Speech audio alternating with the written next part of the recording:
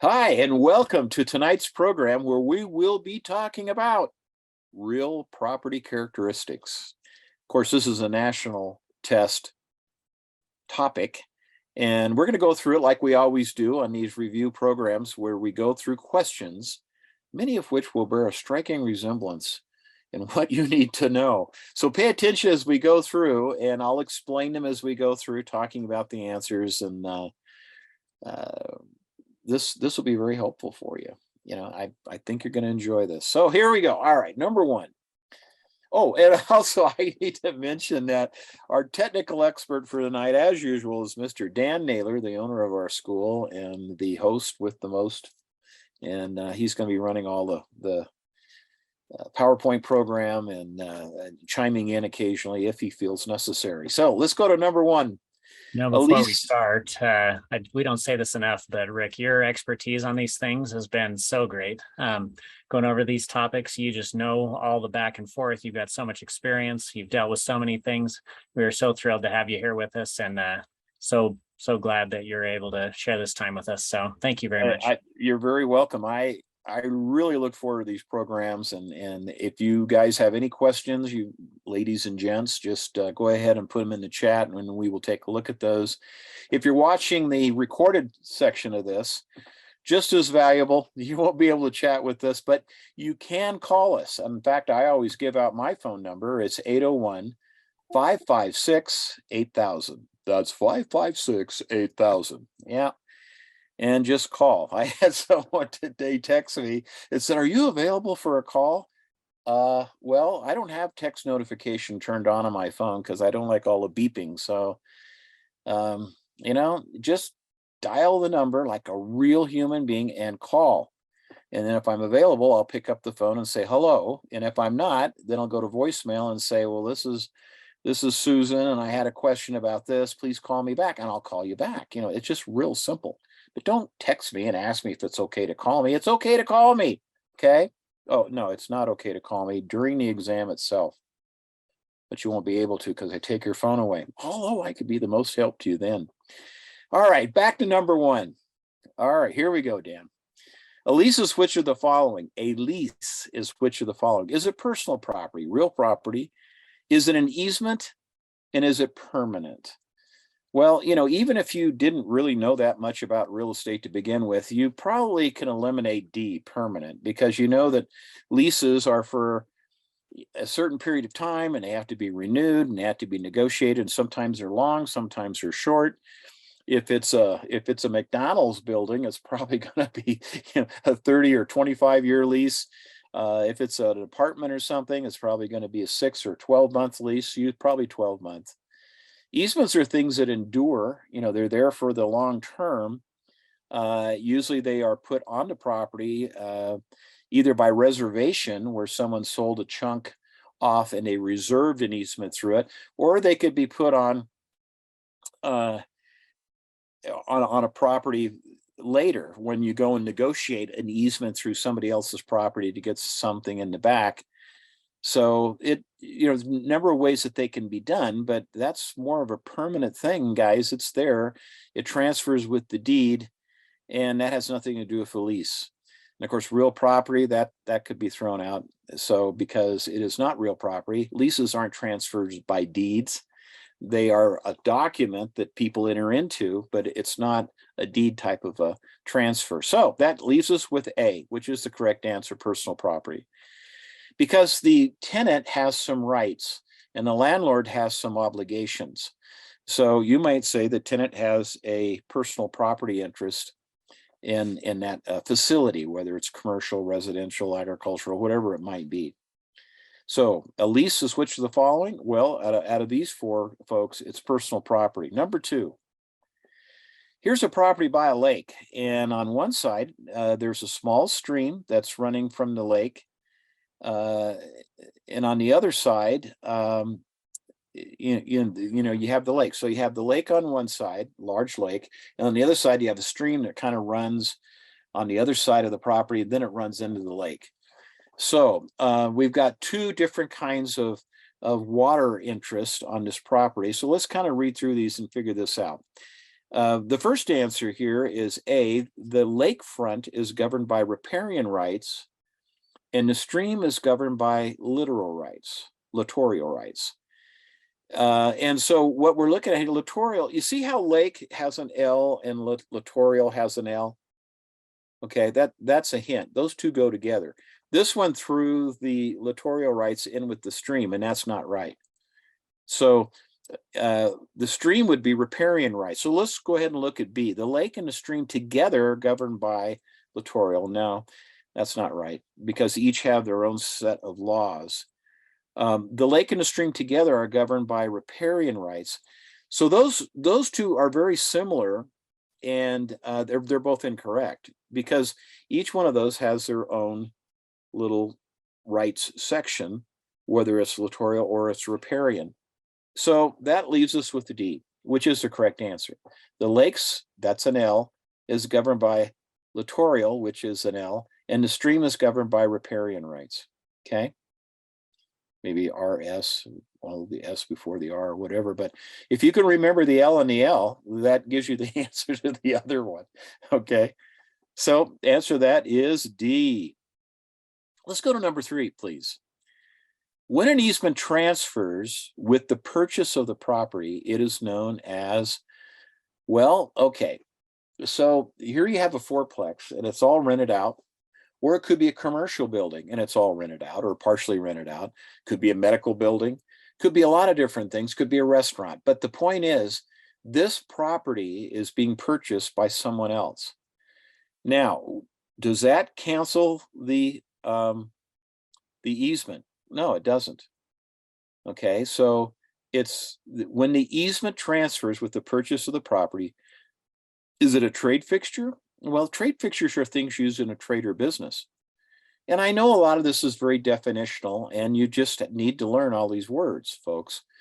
But a trade fixture is always, always, always personal property. It's always personal property. So it wouldn't necessarily transfer with the deed, because deeds transfer real property. You know, that's what you're purchasing. So trade fixture is not correct. Implements are personal property rights. Usually it's like an apple orchard. You know, who's the probably the most likely prospect to buy a 20-acre apple orchard? Well, it's probably not another apple farmer. It's probably Ivory Homes. And they're going to knock all those trees down. But the point is the farmer that sold it to Ivory Homes has the right to come in and finish that year's crops. And that's an implement type right. And so the trees are real property, but the apples in the trees are an implement. Okay. And then a monument. Well, a monument is like used in a survey to mark a corner or something. So, you know, that's not it. So out of all those guys, it's got to be B. That's the one I skipped over. It's an appurtenance. It is appurtenant to the deed. Is a pertinent to the transfer. It transfers with it. And it's an obligation if you're the dominant tenement, and it's it's a right that you get that is obligating someone else. They're the subservient tenement, and we'll look at that in just a moment.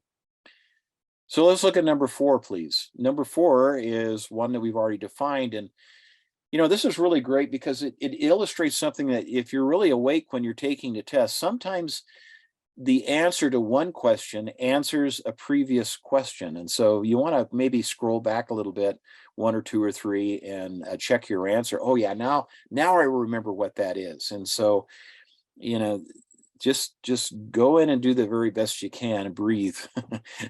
All right, so let's talk about implements for a minute. Number 4, is it an attachment such as a fence? Or would that be like real property? Okay, look at B, an easement such as an access road, an implement. Is it real property such as a vacant lot, or is it personal property like plants or crops? Well, because I defined it for you in the previous question, you know that, you know, it's apples. It's a personal property such as crops, plants, that sort of thing, corn.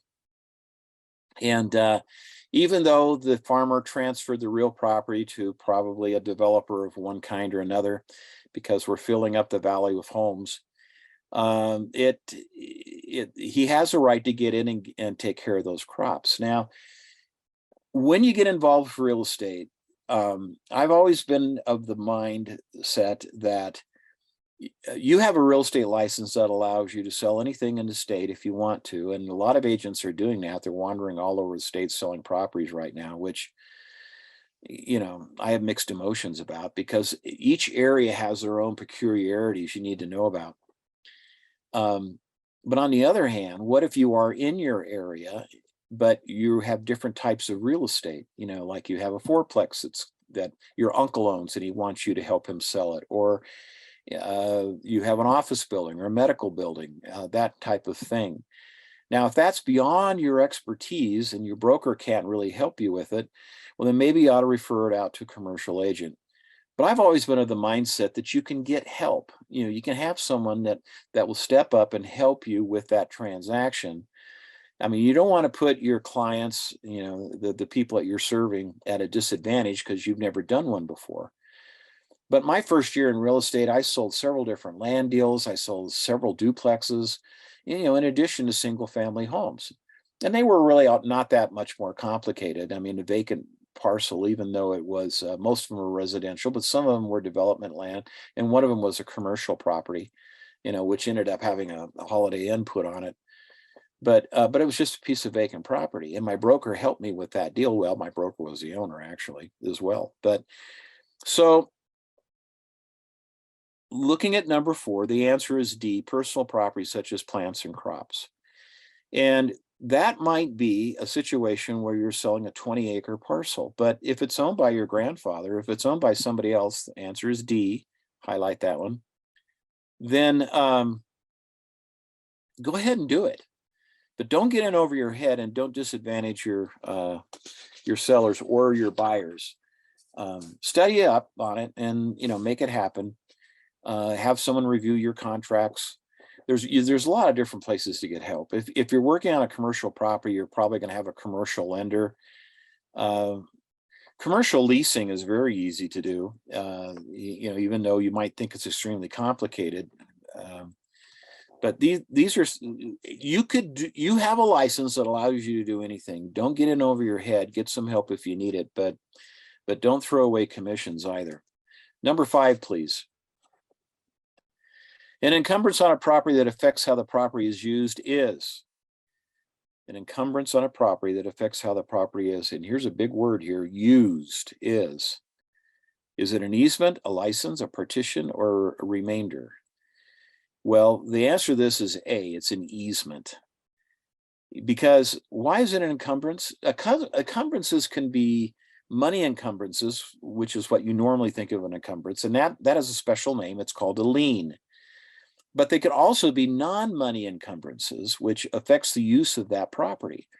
I mean, this is just a pure definitional question, and an easement definitely would do that. If you have an easement across your property for someone to get access to another property in the back, most all properties have some sort of easement against it. And usually, the one that they have that's most frequent is utility easements, because you really want a power and gas line to come to your house. So they kind of go along the property boundaries, and then they kind of have an offshoot that comes and hooks your house up to that supply, that energy supply source. So you're going to deal with some easements, and sometimes it could ruin a good piece of property, because if it's cut right through the center, you're probably going to have a difficult time getting a permit to build on top of an easement. Even if it's just a utility easement, you might have to relocate it or something else, or you may not be able to do anything with it at all. A license agreement is a right to use a property. Usually it's temporary, and it is revocable very easily.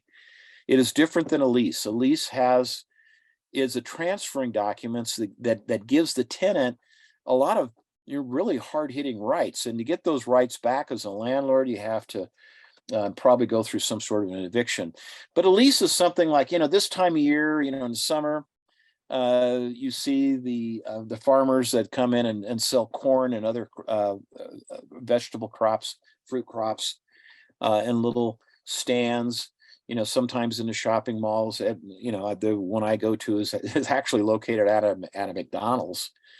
And those people have a license agreement. Any of the vendors that come in, the fireworks stands, the guys that sells the velvet paintings of Elvis, you know, when they're setting up on a mall lot or something else, savvy property managers never give them a lease. They give them a license agreement, because license agreements can be revoked just that quickly. And if they become a problem, like they're only supposed to use this much land and they're bringing in all these semi trailers loaded with their products and stuff, and or they're you know, they're causing a nuisance, you know, then the landlord could just kick them off. Okay, partition is actually parting something, you know, where there's going to be this, a little of that. Remainder, you know, there are remainder rights in certain types of situations, and you know, the one you see this used with quite a bit is called remainder man, and that is in a life estate. Just know your definitions. You've got to learn them. We have glossaries you can study. I've got a Quizlet program that allows you to do a number of different types of studies on this stuff. You're welcome to that. Let's get a hold of me. I'll send you a copy for free. But the answer to this is an easement. It is an encumbrance. It does put a lack of just, you know, whatever you want to use it for is fine. No, it narrows that down a little bit. Okay, and it's all about usage and things that you can do with your property. Number 6, please. Property A has an easement over property B, okay, which allows them access to a waterway. So this is an access easement, which is true. Property B is the tenement appurtenant. Now, who owns the easement? Is it property A or property B? No, it's property A owns an easement over property B. So look at B. Property A is the tenement appurtenant. Property B is a dominant tenement. Property A is a dominant tenement. Which one owns the easement? That's A. And so the answer that is correct, mostly correct, is D. Property A is the dominant tenement. That's what you're going for here, because they have the right. B says, well, I don't want you traipsing through here and everything else. Yeah, but I got to get my boat in the water, you know, and I have an easement through your property for that purpose, you know. Okay, well, I guess I got to let you do it then. And that's what it's all about. Okay, let's go look at number 7, please. In what circumstance might an owner be granted an easement by prescription? Okay, now an easement by prescription is something that's been there for a long time and no one objected, and there's a period of time in Utah that you have to be using it. It's a little over 20 years, but then you can file a quiet title action and then get that easement adjudicated. But let's look at A. The neighboring property owner gives them permission. Okay, to get an easement by prescription, there can be no degree of consent. So if they give you the right to use it, you pay, yeah, just give me $10 a year and you can use it, okay? But this one, he gave them permission to pick fruit from the trees 5 years in a row, but they gave them permission. And so easement by prescription is an adverse or adversarial type action. Okay, if you have permission, you're not going to be able to use that. Well, I've been using it for 5 years. No, you had permission. B, the driveway pavement encroaches on a neighbor's property and it goes uncontested for a certain period of time. Now, see, that's kind of warm and fuzzy. Let's hang on to that one. C, the owner sells to property, should be the property, to a new owner within 5 years of purchase. Has nothing to do with anything. D, a tenant remains in the property without paying rent for 5 years. Okay, that's just poor property management. Your landlord is either asleep at the wheel or they're asleep permanently and forgot to collect the rent after they're dead. But the correct answer to this one is B. A driveway pavement encroaches on a neighbor's property. They don't complain for years and years and years and years. Now, you can use something called tacking. So let's say you've bought that property and you've only been using it for 7 years, which is not quite that 20, 21 year type thing.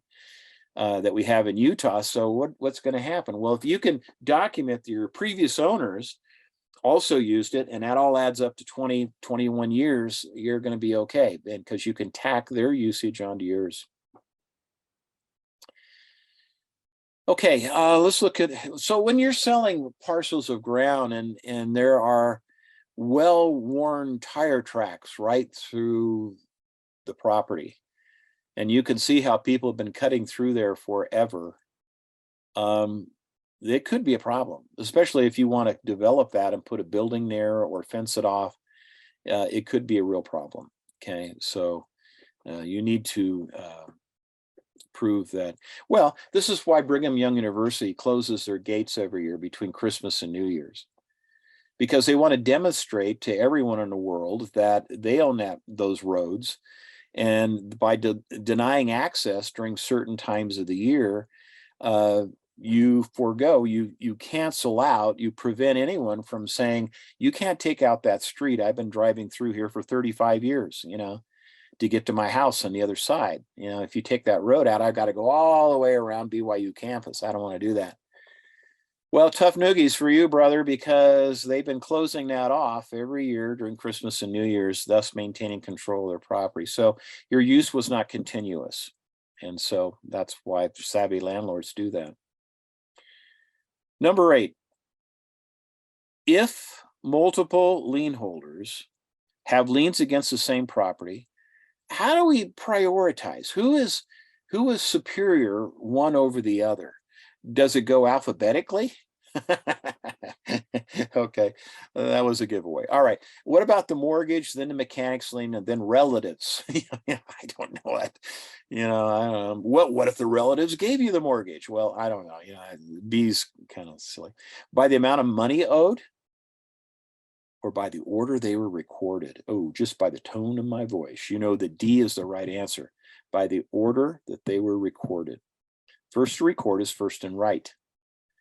And that's why title companies do very meticulous work in finding out what liens might be in other documents are there out there that have been recorded against that property. And they do an update real quickly, right at closing time as well, to make sure something else hasn't slipped in there, like the IRS or somebody else that found out that that you owe money to, that have a judgment against you, and they want to, that maybe that judgment was from out of state, and they wanted to bring it in and slap it on that property at the last minute. Nasty things can happen if you don't honor your obligations, but first record is first and right. So the lender is not going to give, they're not going to fund that loan unless you take care of that problem. Number 9. Okay, a property owner takes out a mortgage on their property. Okay, common thing. After several years, they fall on hard times and they fail to make some payments. The lender forecloses on the property, but the owner has an opportunity to reclaim full ownership rights to the property by paying all the monies owed during a period known as the mortgage relief period, the deed reversal period, the escheat period, or the equity of redemption period, sometimes also called the equitable right of redemption. Well, obviously, folks, it's D, the equitable right of redemption.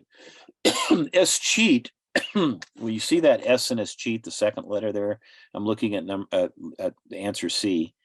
That stands for state. It's when the state cheats you out of it. If you died intestate, you died without a will, you should have died and left it to the University of Utah, if you're red, or BYU if you're blue, but you didn't. Okay, you had no will, you died intestate, no heirs can be found, and the property sits there for a while. And if it's there is a period of time, it's 5 years in our state, and the state will come in and they'll take that property, through a court proceeding. But what normally happens in our state is it goes up for tax sale, because the tax sale, you can only go 4 years delinquent on taxes before it's sold as tax sale. So it's probably going to be sold at tax sale before it gets to the escheat. So we still have a lot of escheat rules in Utah, but mostly that's for personal property. And what they really like to go after are bank accounts. And we even have a division of state government that tracks all this stuff. And occasionally they put up signs and say, hey, look at the Utah Treasury hunt. or treasure hunt and see if you have any money coming to you, and you can call that state agency and see if your name's on the list. Usually it's things like, forgotten bank accounts that had money in it, or utility companies is a big one where they required you put down a several $100 deposit when you first moved in. You've been there 5 or 10, 15 years and you don't even think about it. You just move out of state or you move somewhere else. Deed reversal period. I don't think that really exists. And the mortgage relief period. Okay, guys, it's the equitable right of redemption as found in the equity of redemption period. That varies from state to state. Usually, we're looking about 90 days. Okay. Or thereabouts. Now look at number 10, please. Laws that restrict the way private owners use their property are private owners. Okay, I own this property. What can I use it for? Assessments. No, that's like a bill against it. They're coming up with a value and they're going to, based on that assessment, that's how they get the taxes on there. Zoning laws, that's warm and fuzzy. Hang on, that's the correct answer, by the way. Restricted to commercial real estate? No. Limited to federal and not states? No. Most of the laws that govern real estate issues are state laws, not federal. There are some federal laws that regulate transfer, like in loans and restrictions against being discriminatory and those types of things. But most of the laws that govern real estate are state laws, not federal. Okay. So the correct answer to this one is B, zoning laws that restrict the way private owners can use their property. Because you might decide it's a great property for a Taco Bell or something like that, but it's not zoned for that. So you're going to have to go through a whole zoning process and get the zoning changed, and they may not give it to you. Okay. Another thing that's happening in the state, which is really quite interesting, in our state, we recently had a law that was passed that allows anywhere in the state of Utah, a person to have an accessory dwelling unit as long as it's internal to the property. So it's like finishing your basement, and we used to call those mother-in-law apartments, but you want to rent it to someone that you're not related to. And in the state of Utah, you can do that now because we have a housing crunch and we're trying to figure out ways to do it. California recently passed a law, and many other states are very similar to this, where they are allowing accessory dwelling units that are independent structures, and as long as they are not within 4 feet on the sidewalls and 4 feet on the rear property lines. So if they are if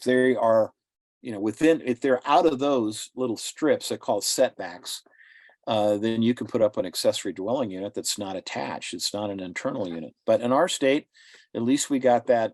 You could put an apartment inside your home that you can rent to strangers. Now, some cities, like St. George, have restrictions on Airbnbs, where you can't use short-term rentals. We're talking about a long-term rental. But we'll see. I'm hoping that Utah allows for standalone accessory dwelling units sooner than later, because we really need it in a lot of areas. Okay, and it's kind of fun. You can put up a little tiny home. As long as they're 800 feet or less, that's what the California law is. But there's a lot of tiny homes that are 350 or 400 or 500 square feet, and people really like them. And you get the rental off of them. Number 11, or maybe you move your grandma in there. So she's kind of independent, but kind of not independent. If a property conforms with zoning laws when it's built, and after many years the zoning laws change, this is not an unusual occurrence. Can happen. So if the property no longer conforms, what is it? Is it a buffer zone? No, that's where you take industrial, which is stinky and smelly and big trucks driving around all the time. And then you put next to that, you put maybe multifamily, and then next to that, you put single family, or maybe there's commercial, that's lower use, for shopping and medical buildings all mixed in there. But those are called buffer zones. So, you don't want to go out like they have in North Salt Lake, where you build a subdivision right next to the stinky, smelly gas refineries that are up there. They're just on the other side of the fence. Very, very poor zoning. A zoning relic. Well, okay. No, I don't know. Okay, pre-existing non-conforming use. Oh, come on, that's what we're talking about. That is the right answer. A gross lease. A gross lease is a lease where you pay rent and the landlord collects it. And we call it a gross lease if the landlord pays any of the expenses at all involving that property. Most residential units are gross leased, okay? A lot of warehouses, that sort of thing, are net leased, where the tenant pays all the expenses. So, so it kind of looks like, well, it kind of is defined by what the landlord can do with that rent check. If it's gross and they have to make payments out of it for water bills and taxes, insurance, that type of thing, property repairs, if a water heater goes out, well, in that case, then it is a gross lease. But if it's a net lease where the landlord gets a check and that money is net, tenant pays all the expenses of running that property. Restaurants are done that way a lot, and warehousing quite a bit too. And so that would be a net lease, but this is a gross lease. Okay. No, it's not. It's a pre-existing non-conforming use. Okay, I tried to trick you, but it didn't work. I know. So pre-existing non-conforming use is exactly what this is all about. At one time it was okay, but now it's not.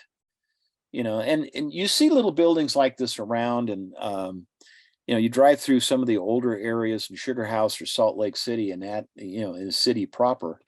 And sometimes you'll see a house and then there's a little building stuck out in front. It used to be a shop of some kind. Could have been a really tiny little grocery store, could have been a leather place, or some sort of a little shop of some kind of another. Some of them are still used for that, and they have little pottery places and things like that in it. But the trick on this is that the city and the counties will always try to pull you into conformance. So if that little place was built in front of the house and it's been consistently used, they're going to have a hard time making you conform because it's been consistently used for that purpose. But if there was a period of time where it was not used, either it was boarded up or they didn't use it for that anymore, or they used it just to live in or something, then they're going to pull you in. So even though it was pre-existing non-conforming use, it might be tricky using it for a commercial type purpose. More tricky than you think. Recently, I was down in St. George, and I went through Brigham Young's winter residence down there. And after President Young died, for a number of years, that property was actually bought by a dentist who moved in there, and he used his dental practice was done out of a little ancillary building that was right there on the property. And that would be a good example of something like this, because back in those days, you didn't have the zoning laws that were quite as restrictive as you do today. And so he was able to do that. Now, had that been carried on with subsequent owners, of course, this is historic property, so eventually it was sold to the state, and then I think the state sold it or traded it to the LDS Church. So just because it is a nice little building you think would be great for, well, let's say you're a beautician or a hairstylist, and so you figure, well, I'll buy this property. This is great because we'll live in the house and I'll have my beauty shop or I'll have my styling salon in that little building there. You may not be able to get away with it because that use may have ended at one point along the way, and the city won't let you do that anymore. So you have to be really careful on those. So, I said earlier that you can sell anything. You have a license that lets you sell any real estate, vacant land, commercial, residential, restaurant, warehousing, whatever. But sometimes, if you're getting out of your field a little bit, go ask a lot of questions. Ask your broker. If your broker doesn't know, go get some help. Talk to commercial agents. A lot of people will help you. Talk to your favorite title company, talk to your favorite lawyer, and you could even call me and talk to your favorite real estate instructor or whatever. But don't get in over your head and say, oh yeah, I'm sure you could put your styling salon and because it was used for something commercial in the past, it may not work. And I had a particular situation where an agent that was a younger agent friend of mine when I started in the business in Colorado that sold a property like that in Grand Junction, Colorado to a buyer who wanted to put a dog grooming facility there, you know, where you take care of give the little poodles haircuts and groom dogs and whatnot. And it was used for had been used in the past as a styling salon. But then there was a gap in that usage. And so they went into exactly what they were supposed to do. They went into the planning and zoning department and asked them, well, can I use this to groom dogs? And they says, yeah, sure. You know, we'll give you a conditional use permit. Well, they bought the property and they went in to get their conditional use permit. And the young lady that told them it would be okay was wrong. It wasn't okay. She misspoke.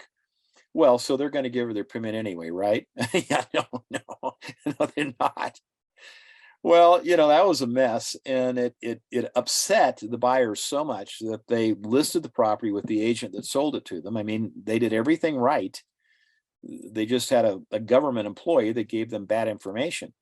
So she still got the listing. So she got the sale, and then immediately they put it up for sale and moved to a different city. I can't blame her for that. You know, anyway. But so just be careful on this stuff, you know, and it wouldn't hurt maybe to check twice at the planning and zoning people or to get it in writing, you know, and so that you know that things are going to be okay. Okay.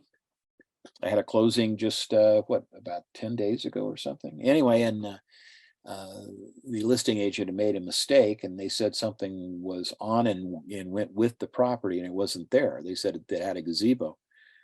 Well, it had a little kind of outdoor space with an umbrella and some chairs and a fire pit, and you know, so you know, my buyers figured, oh, I guess they're calling that a gazebo. Well, anyway, we go for the key turnover, and there's on all that property, all that personal property had been loaded up in the truck, and you know, there was no gazebo. So the sellers ended up taking it out of the truck and leaving all that stuff. And I don't know how they're going to settle that with their listing agent, but you know, just be really careful in what you're doing. Now, that's a situation where, you know, it's just a residential property and whatnot, but what she had done is she'd taken she must have been involved with that property previously, because she took an old MLS listing and took the inclusions and just copied them and threw them in the current MLS listing.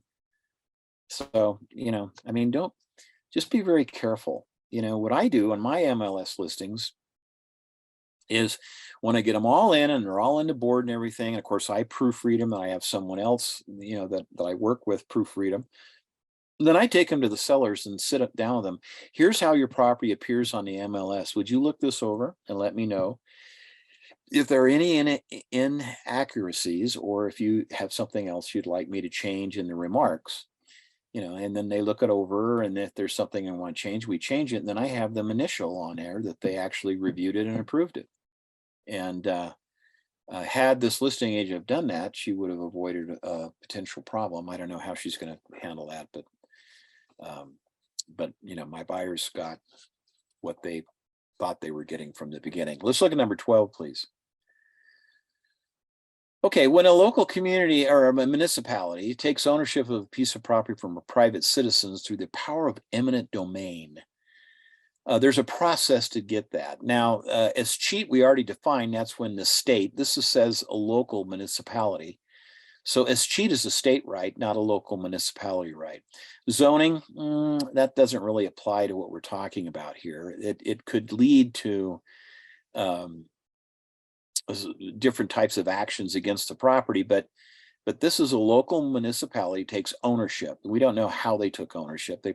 Maybe they bought it, okay? But it was through the power of eminent domain, because they wanted to put something there that would benefit the city, or would benefit the community as a whole. And this becomes quite controversial, because sometimes they lend the power of eminent domain to other governmental entities, you know, and even quasi-governmental entities. For instance, UTA, when they put in a bus depot, or they have to put in another train station or something, they actually have UDOT go in and use the power of eminent domain to get that for them. And then so they kind of lend it to them. And so, but there's a lot of controversies on this. We have a lot of property right off state, just south of 215, that was supposed to be used for a big new IHC hospital. And it didn't, so they condemned it and they started buying a lot of those little buildings in there and whatnot. And then they didn't do it. It's a mess. They decided to take that new hospital and build it down on 53rd. It's a big, beautiful new building now. But okay, so it's by the power of eminent domain. Now there's a process to enforce eminent domain, and these terms go together. And it's not as cheat, it's not zoning, it's not assessment, that's evaluation, that's like an appraisal. It is condemnation. So eminent domain is enforced or implemented by something called condemnation. Now, when you see condemnation, you think, oh, well, wait a minute, that's the health department saying, this has asbestos or mold, and so we're slapping a skull and crossbones on the door and people can't go in there. Well, okay, that could be a health type condemnation, but under your real estate exam, what you're probably going to see is condemnation used as the process of eminent domain. And once again, it's a definitional thing, and the correct answer to number 12 is D, is in David. Okay, condemnation. Number 13, deed restrictions. All righty, a deed restriction, is it a private legal actions against neighboring properties? Okay, I don't know. I guess private legal action would be where neighbors are suing each other. It's not the city or state or county coming after you. But that's not what we're talking about here. That's not a deed restriction. Used to enforce demographic restrictions? I don't think so. Too many old people living around here. No. Used to limit private use of property. Ooh, I like that one. That's the correct answer. Or renegotiated at every closing. No. Okay, so deed restrictions are used to limit the use of private property. So, and they're common, and a lot of them are called CC&Rs, conditions, covenants, and restrictions. And so, the title company will go and they'll do a search and they will find out that when the developer took this big parcel and split it up into little lots, that he also put in some covenants. Okay, and they're the CC&Rs. Now, I think it's very important that when you get those title commitments, they will reference the CC&Rs in the title commitment. But the title companies, they're kind of shortcutting a little bit, and so they don't give you a copy of those. Well, the title companies I use, there's two of them in town that I use for my closings, and I require them to get a copy of the CC&Rs to the potential buyers so they can look those over, because they could have restrictions in it that prevent or limit the private use of that property. For example, you may have a buyer that's a ham radio operator and they want to put in a 35-foot antenna in their backyard, Well, the CC&Rs might prohibit that. Or they have an RV and they want to put in a pad next to the house, they park their RV on, and they may prohibit that. So, you got to look over the CC&R so that you understand what you're getting with the house, which could be some limitations on your use and enjoyment. And if you don't want them finding out these things after they purchase the property, and then they're pretty upset that they didn't have the ability or the opportunity to look over the CC&Rs because they were never given to them. They were referenced in the title commitment. You see, folks, you got to understand there's agents out there that do a crappy job. There's agents out there that do a mediocre job. There's agents out there that they don't even know how to do a superlative job and add value to the transaction, and it doesn't matter how much commission you're getting. You should always give superlative service. And one of the ways to do that is to make sure that the buyers have a copy given to them. It can be done by email, You know, it can be electronic, but they need to sit down together and go through the CCNRs and figure out if, you know, oh my gosh, we can't have our RV here, or oh my gosh, we can't put in that 35-foot and ham radio operator, you know, antenna. You know, I mean, this is not a good thing. So, you know, make sure that the property will actually work, that they understand and know that the property will actually work for them. Number 14. A survey says the property is 100 feet wide. Survey, okay, like a real surveyor went out there and measured it. But the broker paces it off himself and estimates that it can't be more than 90 feet wide. Okay, he can call it within 10 feet. All right, well, okay. What should he put in his advertisements for the property? Well, obviously, if it's been surveyed, I would go with what the surveyor said. I mean, they have chains and laser operated measuring devices and other things that they use. So if the survey says it's 100 feet wide, it's going to be 100 feet wide. Now, what might throw you off is a neighbor's fence is not where it's supposed to be, you know, and maybe they're 20 foot over onto this particular property. And that's what you were pacing off when you looked at it. You know, just go with what the survey says. Unfortunately, a lot of properties that you buy and are sold on the market don't really come with surveys, but it's really a great thing to have if you can get one. They're kind of spendy, but and a lot of times if it's just in a neighborhood and the fence has been there for, you know, like 15 years, you know, maybe don't worry about it, but or maybe you do, particularly if it's something that's a little bit oddball. Let's look at number 15. The edge of a property that's adjacent to the street is called the setback, front foot, circumference, or a deed. Well, you can eliminate deed. Circumference, no, that's just the edge. They're just talking about an edge of a property that's adjacent to the street. The correct answer to this, of course, it's a definitional thing, but it's front foot. It's not a setback. Setback could be a side or rear yard setback, meaning you can't build. Your building envelope is determined by not the square footage of the lot, you know, and all the measurements of the lot, but by that added to it, the setbacks. Sometimes the setbacks been put into place by planning and zoning, and sometimes they're put in place or even restricted further by CCNRs and covenants and things. Okay. Number 16. Okay, a homeowner's property taxes have increased. Yeah. Why am I giggling and laughing? Well, because prices have gone up so much.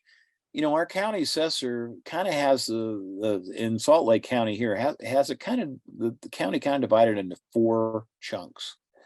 They're quarters, and so, you know, they don't have a big enough staff to reassess everything every single year. What they do is if it's sold this year, they're going to go out and reassess that one when it's because it's sold, okay, and they know what the value is and whatever.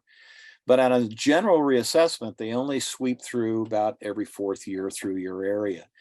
But prices have gone up so much, and we've had a lot of sales that you know, it could very well be that your taxes have increased. And after reviewing this year's assessment and comparing it to last year's assessment, which is what the assessor said the value is, they find your property's been assessed at a higher value this year over last. Go figure. Well, prices have gone up, so the assessments are going up.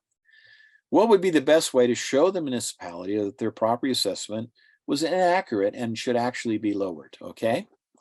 A, show them the current mortgage balance is less than the assessment amount. Well, I hope it is. Otherwise, or maybe you overborrowed on your property, but you know, I don't know. That has nothing to do with anything, the mortgage balance. B, prove that similar properties in the municipality receive lower assessments. Now, see, that's what they want to hear. They want to know that, okay, we assessed you at $630,000, but others that are exactly the same model of yours and you're like within very close same subdivision have been, you know, all selling for a little under 5. Well, then there's obviously a problem here. Okay, so you're going to have recent sales. You're going to have to try to get appraisals if you can, and then go in. Now the thing is that these assessment notices typically come out in the, you know, right in the early summer, when people are going on vacation or aren't paying attention. And you only have a certain period of time to get in before the Board of Equalization and argue your case, which is also during the summer. So, and and if you don't get in during that time period, then they figure it's okay, and you're stuck with that assessment.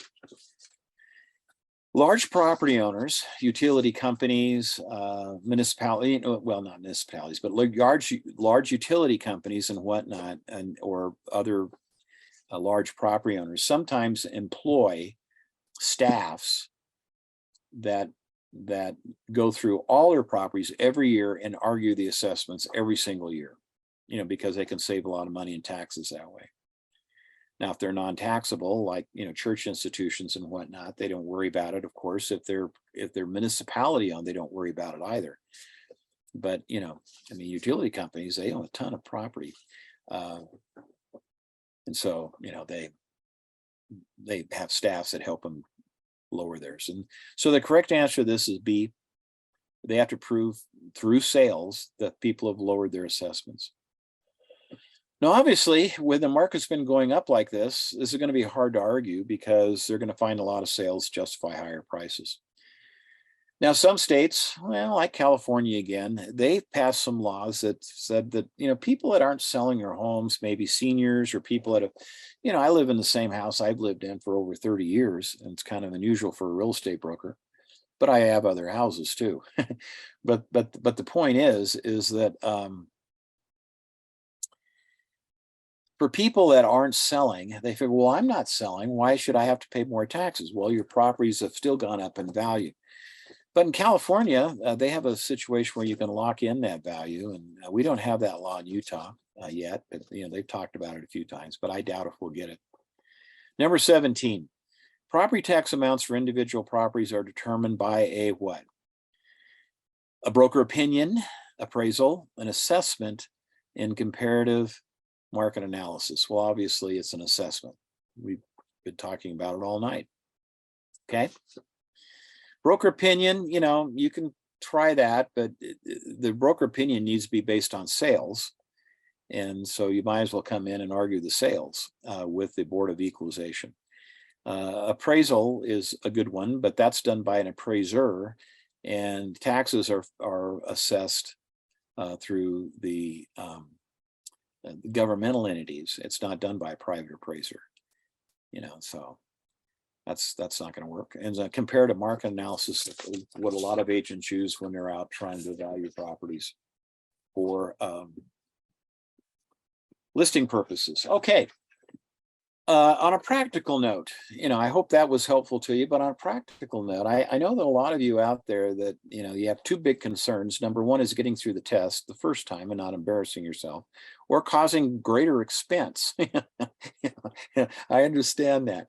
Just study hard and you'll be fine. It's a multiple choice exam. You need a good solid C minus 70%. Unless you're a broker, they need a little higher, good solid C, okay?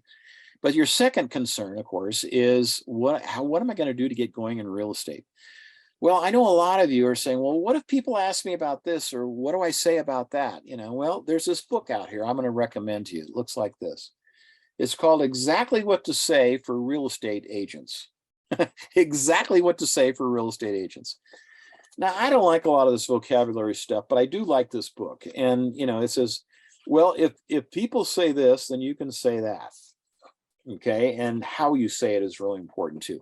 It's an inexpensive paperback, and there are classes that a lot of students are paying thousands of dollars to be a part of, and have an accountability factor with it. A lot of the large firms have them. When I was with Better Homes and Gardens, we had one. Keller Williams has one. A lot of different companies have them, and there's private individuals that do them for all different types of agents, real estate agents, and they put you through an accountability program. But you learn scripts. Well, if I don't know what this thing. I don't know what I paid for this thing. Less than $20, I think. This could give you some really good scripts. I like this book. Okay. And then one other thought I'm going to leave you with tonight, and